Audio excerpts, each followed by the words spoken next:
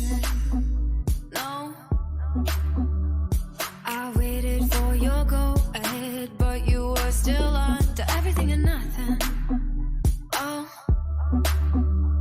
your head stuck in another land, making all these other plans. I'm trying, I'm trying, I'm trying, I'm trying to break you out of your own mind. I'm trying, I'm trying, I'm trying, I'm trying. Let's go back to being 17 before we lost it.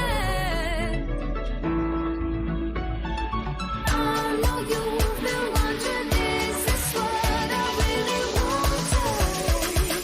I didn't think so.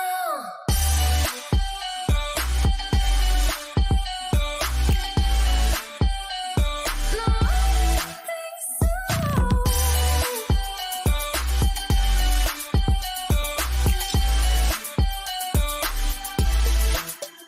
Come a little closer. No, I'm trying to get through to you, break and make you follow everything you wanted. Go, just see how far you've really come. Wake up, baby, feel the sun. I'm trying, I'm trying, I'm trying, I'm trying to break you out of your own mind. I'm trying, I'm trying, I'm trying, I'm trying. Let's go back to being 17 before we lost it.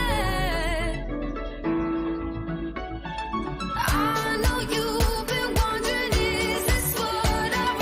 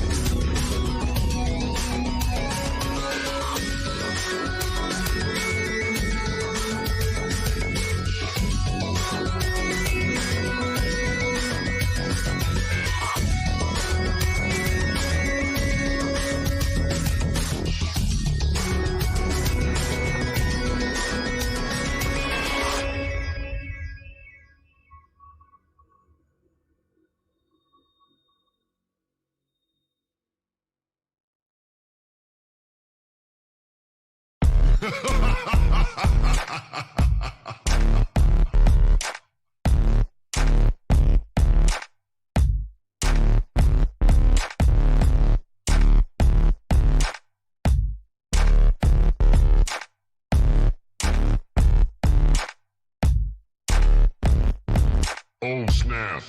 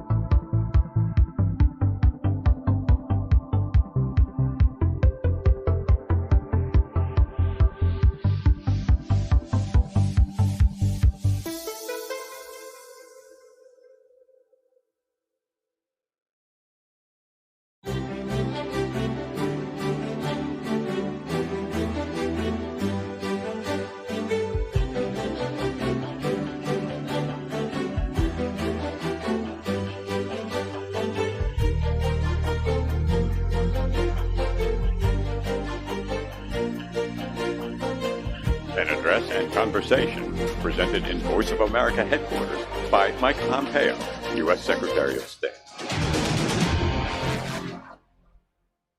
Ladies and gentlemen, please join me in welcoming USAGM CEO Michael Pack.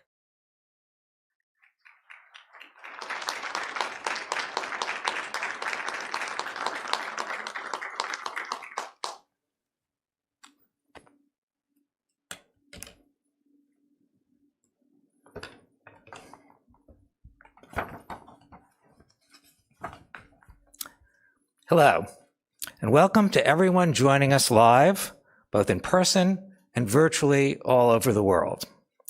I am Michael Pack, the Chief Executive Officer of the U.S. Agency for Global Media, which is the federal government entity that manages and oversees U.S. civilian international broadcasting. Now, unfortunately, as many of you abroad know all too well, there are regimes bent on preventing people from accessing objective news and information.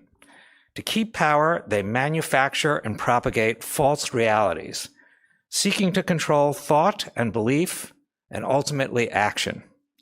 Let me be clear. This behavior is an affront to the universal right of freedom of expression, a right to which every single person is entitled by virtue of being a human being. America has never stood for this form of malevolence, and our nation must now confront it even more vigorously. Indeed, as the adversaries of liberty and democracy double down on producing and distributing disinformation, America must reassert itself in the new global war of ideas. To do that, we need to more robustly promote and explain our principles to the world. Fortunately, since 1942, we have had an excellent platform to do exactly that. That platform, of course, is Voice of America. Today, here at the headquarters of Voice of America in Washington, D.C., we are tremendously honored to host this very special event featuring the 70th U.S. Secretary of State, Michael R. Pompeo. To further introduce the Secretary, I'd like to turn the podium over to the Director of the Voice of America, Robert R. Riley. Thank you, and please enjoy the event.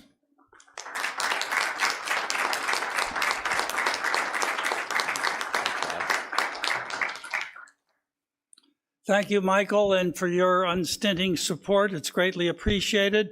Welcome, everyone. I want to begin by thanking a few people who worked so hard to make this event a success. I begin with Eduardo Kaczkowski, who's the Director of Studio and Production Operations here at VOA, and his very hardworking team who, under the added difficulties of the COVID restrictions, worked so hard to get this job done.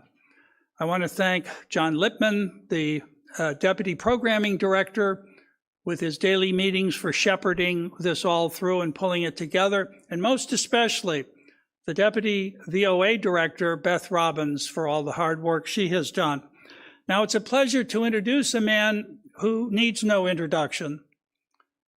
I think I can do it with two words. They are Renaissance man. Why? Well, briefly, at the U.S. Military Academy at West Point, first in his class. A career Army officer, armor officer in West Germany. In an armored cavalry unit, he helped protect Western Europe against what Ronald Reagan had called the evil empire.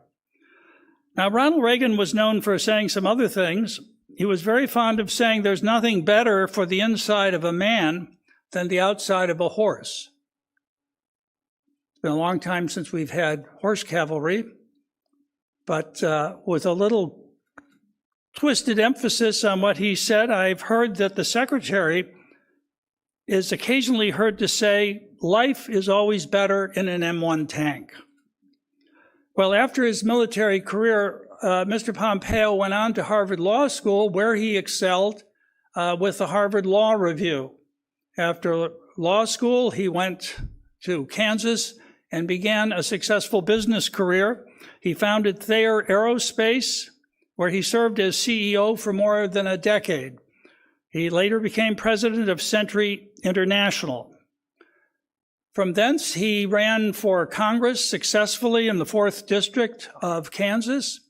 And even as a freshman congressman, he had an outsized influence due to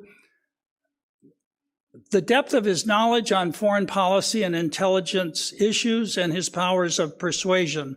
He was in his 4th term when the president called upon him to take upon himself the role of the director of the Central Intelligence Agency. And then in 2018, he was sworn in as the Secretary of State. Now, he's done all this while still being, at least from my perspective, still a young man. So we can expect much more from Secretary of State Mike Pompeo. I am so grateful for his honoring ᴪOᗰE with his presence today. Secretary Pompeo.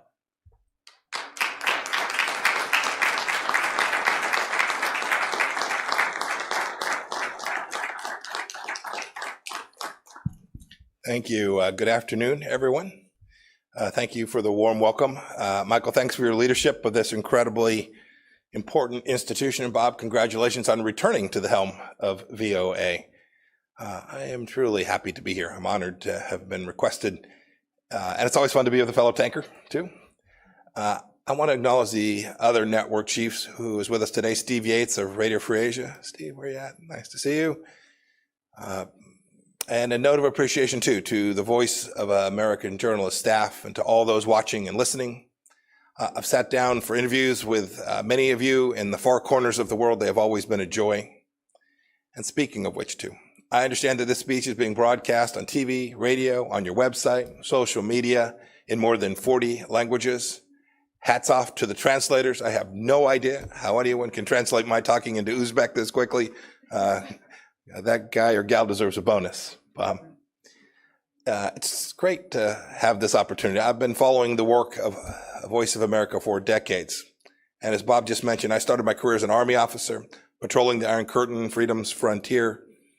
In the 1980s, I couldn't cross into East Germany. I was serving in a little town called Binlock. West Germans couldn't cross either. But your broadcast, Voice of America broadcast, could. Millions of men and women whose names we'll never know listen to you, often at their own peril. Their governments dealt only in lies and propaganda, but ᴪOᗰE's listeners wanted the truth, and that's what you gave them. ᴪOᗰE's very first broadcast in 1942 that Bob referred to began with the Battle Hymn of the Republic, along with this pledge, quote, "The news may be good, the news may be bad, but we'll tell you the truth." I love that. I always told my son, I told the story before when he was growing up, I said, work hard, keep your faith, and tell the truth. He mostly followed my advice. And it has served him and many of you I know well. Your mandate here at Voice of America is unambiguous: to be accurate, objective, and comprehensive, and to represent America. The mission of USAGM is to inform, engage, and connect people around the world in support of freedom and democracy. That's because expanding freedom and democracy are what America has always been about. You're the voice of American exceptionalism. You should be proud of that. The world needs ᴪOᗰE's clarion call for freedom. Now more than ever, I hear it wherever I go. That's what I wanted to talk about today. I tell audiences about American exceptionalism wherever and whenever I can, because it's true and because it's important. America is good and great, and everyone who truly grabs our founding understands this. Michael and Bob have made studying this history their life's work. Many of you have made it your life's mission too. That's why you work here at Voice of America. We were indeed the first nation founded on the central belief that all human beings are endowed with certain unalienable rights, and the governments are instituted to secure those God-given rights. We have always striven for a more perfect union. And goodness knows we don't always get it right. Therefore, we need both pride and humility about our past and our present. We need the truth. But it's very clear that when Americans have united around our founding values, be it in Philadelphia, at Gettysburg, at Seneca Falls, or during Martin Luther King's March on Washington, we've made good on our founding promise time and time again. Now, our adversaries try and claim otherwise.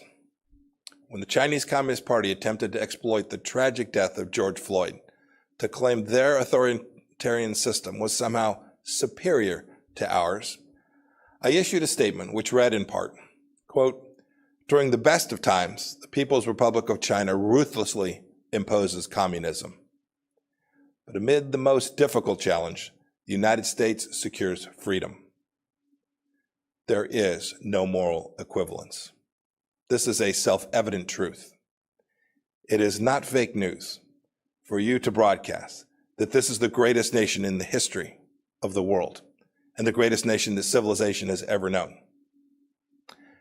Indeed, I'm not saying this to ignore our faults.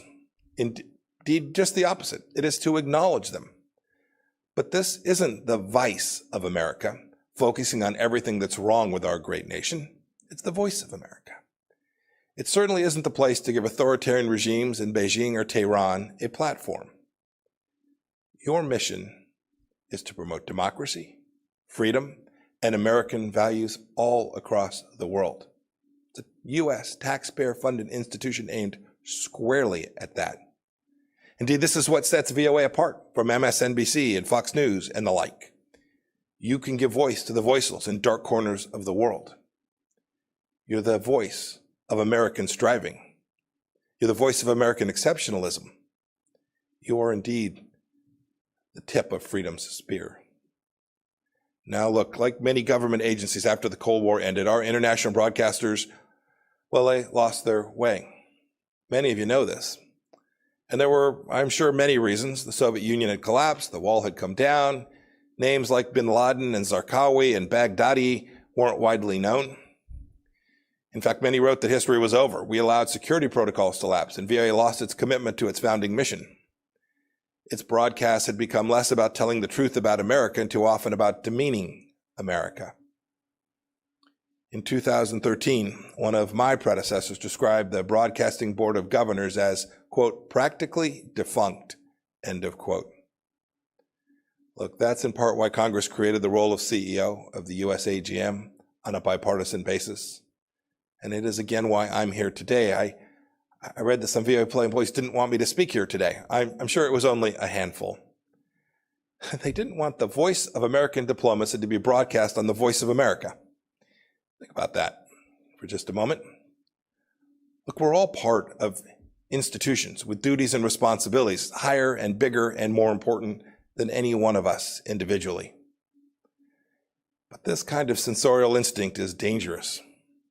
It's morally wrong. Indeed, it's against your statutory mandate here at VOA. Censorship, wokeness, political correctness, it all points in one direction: authoritarianism cloaked as moral righteousness. Similar to what we're seeing at Twitter and Facebook and Apple and on too many university campuses today. It's not who we are. It's not who we are as Americans. And it's not what Voice of America should be. It's time that we simply put wokeism to sleep. And you can lead the way. You all know. That's why you came here.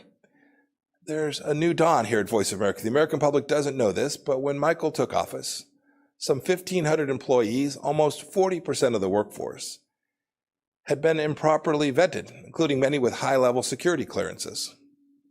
VOA was rubber stamping J-1 visas for foreign nationals, including some from communist China. We shouldn't be doing that. We have plenty of Mandarin language speakers here in America, and we are building, growing, teaching, educating more committed patriots, some of Chinese American descent who are amazing people. The Trump administration team is working to fix these national security threats. We want to vet employees properly. We want to reorient VOA to its mission of truth and unbiased reporting. We want to depoliticize what takes place here. It's too important for the American people and for the world. Returning this organization to its charter and its charge to spread the message of freedom, democracy, and American exceptionalism. This isn't about politicizing these institutions. We're trying to take politics out. And that's a pretty good feature story for whoever wants to write it up. As Secretary of State, I'm telling you all of this because I want the best for the people here and for this organization, because you are vital to helping America shine light into the darkest places with the power that only America can muster. Governments like those in China, Iran, North Korea, they don't have the respect for the universal dignity of every human being in the way that America does. Indeed, that is what America was founded upon. Those regimes are anathema to everything that our nation stands for. We know that government exists to serve people. They believe that people exist to serve government. And VOA's work is vital. As I said before, you're the tip of freedom's spear. Every week, 278 million people listen to VOA in 47 languages. There are Iranians who are listening to you, wondering if they'll ever be able to shed their Islamic shackles. There are Moldovans and Ukrainians who want truthful reporting, not Russian disinformation and propaganda. There are Chinese citizens who are tired of a regime that's done nothing but brutalize them since 1949. There are Venezuelans who want to know the truth of the Maduro regime's corruption. There are oppressed people all over the globe who still turn to America for hope. Now, I know many of you, especially those of you overseas, continue and have done heroic work. Thank you. I want to commend VOA's Hong Kong reporting team, which faced political intimidation, harassment, and attacks, but still got the job done. My highest praise. Well done. You were behind the barricades of the freedom fighters telling their stories. You're upholding VOA's finest traditions and continuing to be the voice of American exceptionalism. I also want to pay tribute to members of the other radio services who are here and listening. The only Uyghur language news service in the world is run by RFA. You've told everyone who will listen, indeed some who didn't want to, the truth about the CCP's atrocities against its own people in Xinjiang, the stain of the century. And you've done so despite the fact that the CCP has jailed the relatives of at least 6 RFA journalists in Xinjiang's internment camps and continues to threaten you and your families simply for doing your jobs. Your work takes courage. Please keep telling everyone who will listen what's happening in the toughest parts of the world.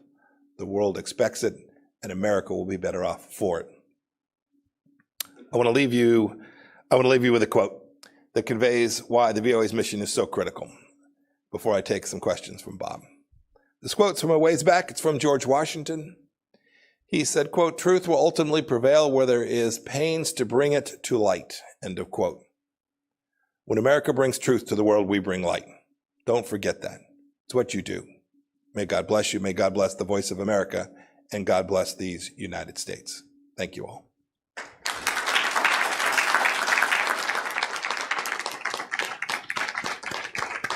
Thank you. Thank you, Mr. Secretary. Some of the questions I have for you were fielded from our division directors who wanted to also have their input to get you to answer some of these. But let me begin with this one. This isn't a commercial media. We can afford to tell the full truth about America and the amplitude of American life in all of its facets. In your many travels in your recent years, what would you judge as those parts of America that are least known by foreign audiences that we need to tell them about? Yeah, you know, it's a really good question. If I have a chance in a moment where we are away from the formal business of the day, I'll often ask ambassadors or foreign ministers, when were you last in the States? What'd you do? Where'd you go see?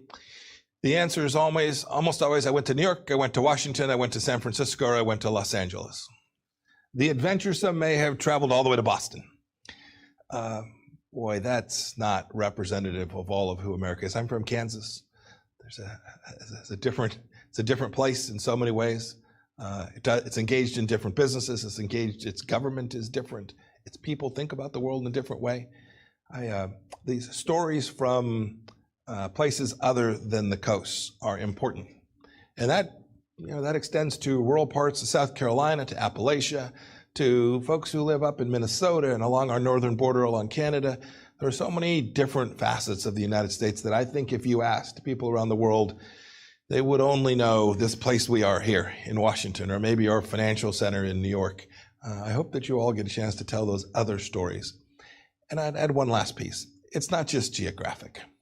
It's not just where it is. You could find right here in Washington dozens and dozens of different stories about different pieces of the things, the institutions that make America so unique, so special. These things that our founders called the small platoons, our civic organizations, right? How many of you are members of the PTA, trying to help your kids' school be just a little bit better? How many of you participate in a church group on Wednesday evenings where you have your chili feed or you just gather?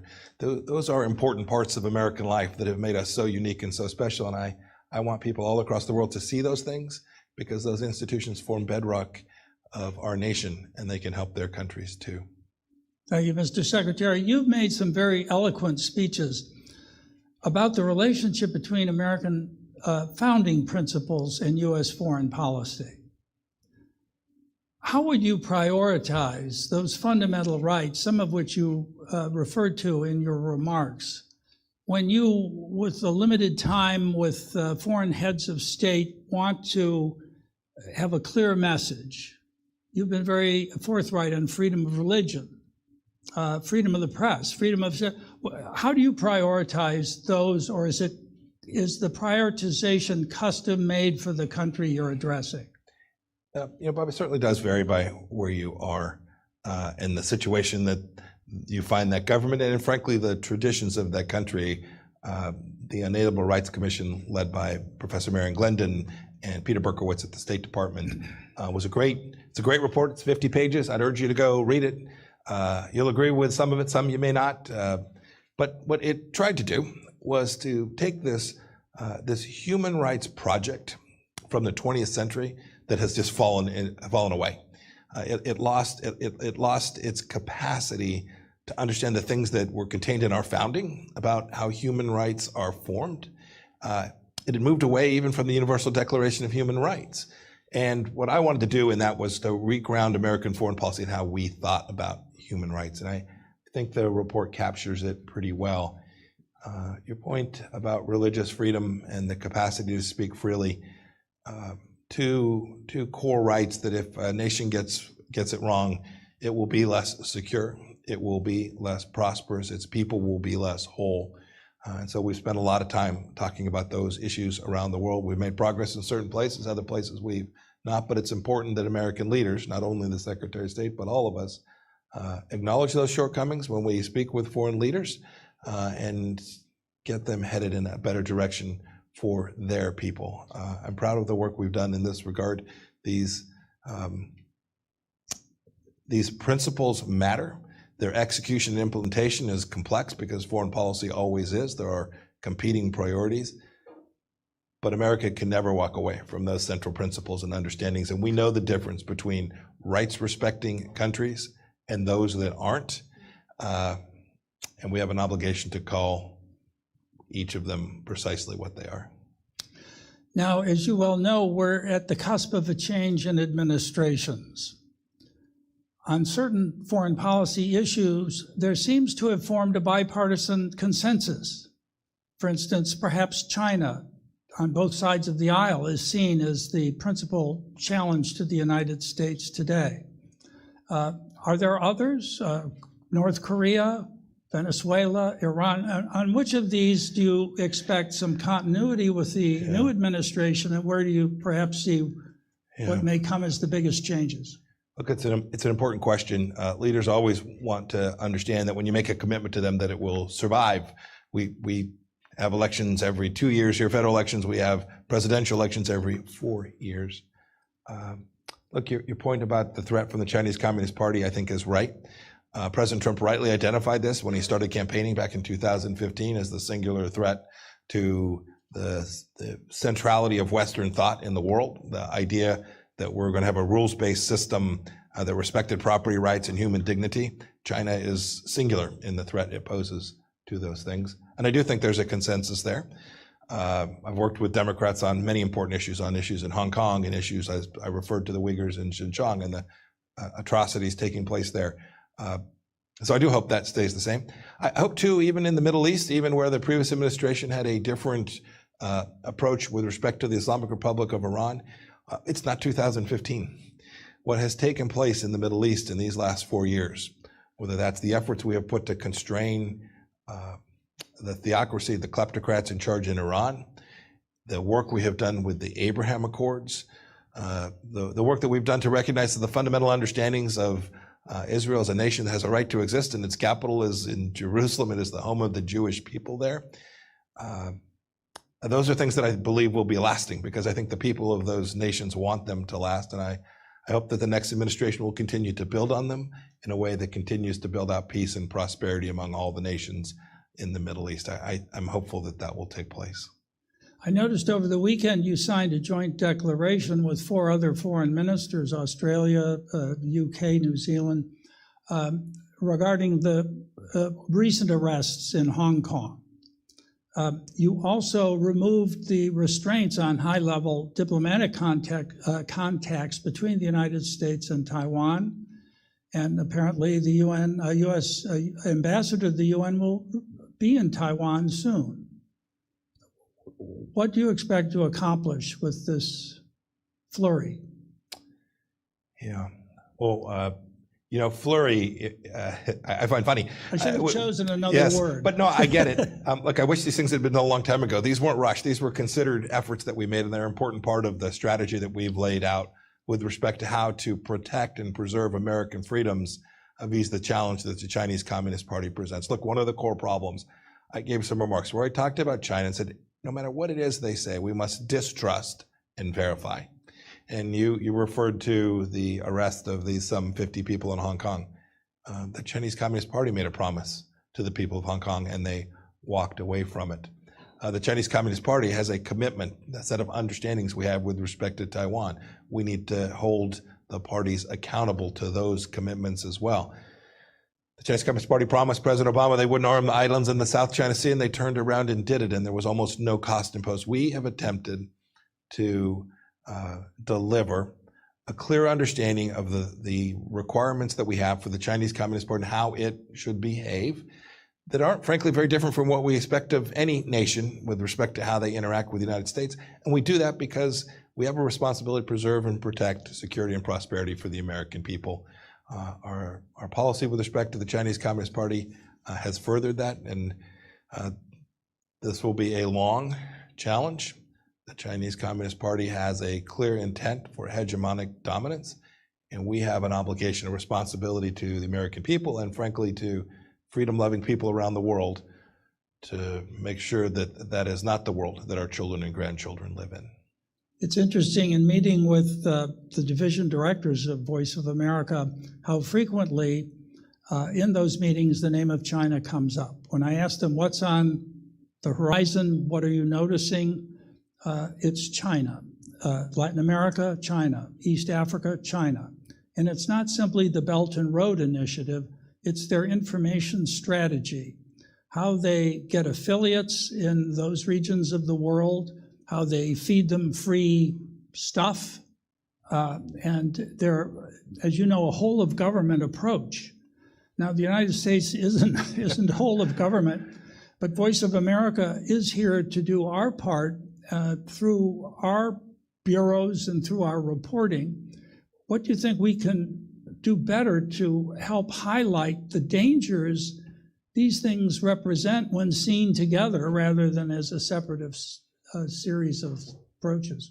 Well, this challenge is in fact comprehensive. Our administration began by working on the economic side of this.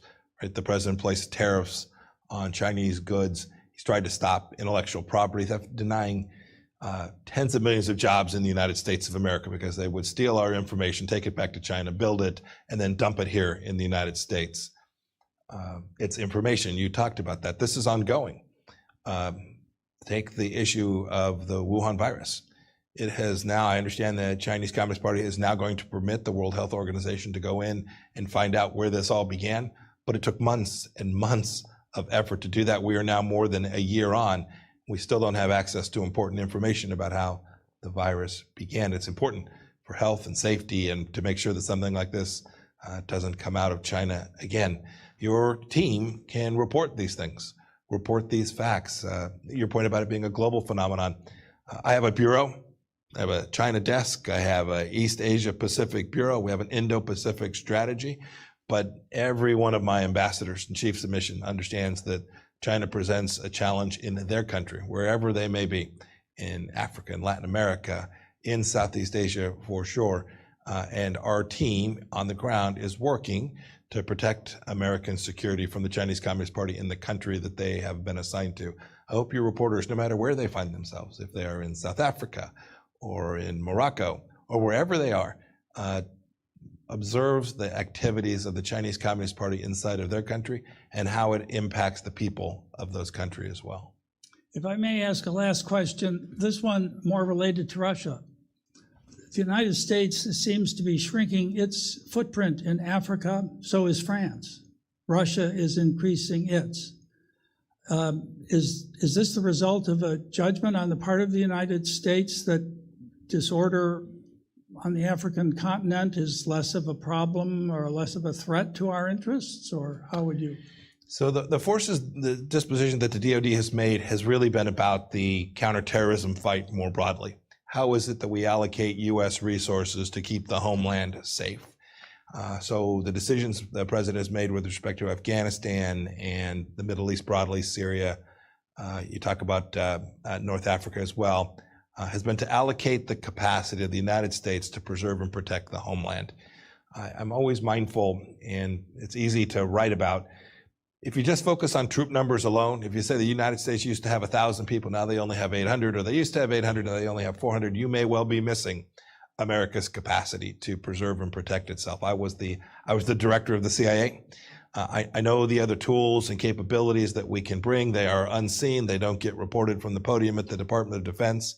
But the American people should know President Trump has been unambiguous about getting it right, making sure we put fewer of our young men and women in harm's way, but never giving up the responsibility we have to ensure that terrorism, or at least the risk that a terror act takes place and hurts Americans, whether they're here in the United States or elsewhere in the world as well. Great. Mr. Secretary, I can't thank you enough for gracing us with your presence today. It was very kind of you to make the trip, and it's deeply appreciated by me and by everyone else here. Please join me in a round of applause. Thank you all very much. Thank you. Let's just say Thank you, my friend. Thank you.